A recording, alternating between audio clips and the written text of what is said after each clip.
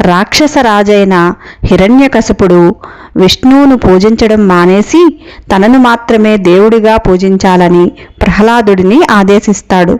కానీ ప్రహ్లాదుడు తండ్రి మాటను కాదని విష్ణుమూర్తినే ఆరాధిస్తాడు. దానితో కోపంతో ప్రహ్లాదుడిని చంపడానికి హిరణ్యకశిపుడు అనేక ప్రయత్నాలు చేస్తాడు. హిరణ్యకశిపుని సోదరి హోళిక విష్ణు భక్తుడే ప్రహ్లాదుని చంపడానికి వస్తుంది.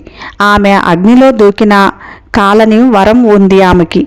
అందుచేత హోళిక ప్రహ్లాదుని తన ఒడిలో కూర్చోపెట్టుకుని మంటల్లోకి దూకుతుంది. కానీ విష్ణుమాయ వలన ప్రహ్లాదుడు క్షేమంగా బయటపడతాడు. హోళిక కాలిపోతుంది.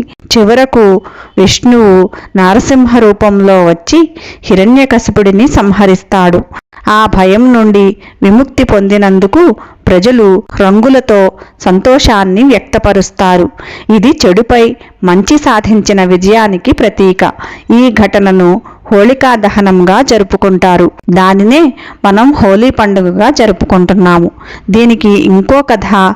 బృందావనంలో రాధపై శ్రీకృష్ణుడు రంగులు చల్లిన ఉల్లాసభరితమైన లీలలను కూడా హోలీగా జరుపుకుంటారు. కులమత భేదాలు లేకుండా రంగులు పోసుకుంటూ ఈ పండుగను ప్రేమ సంతోషాలకు సంకేతంగా జరుపుకుంటారు.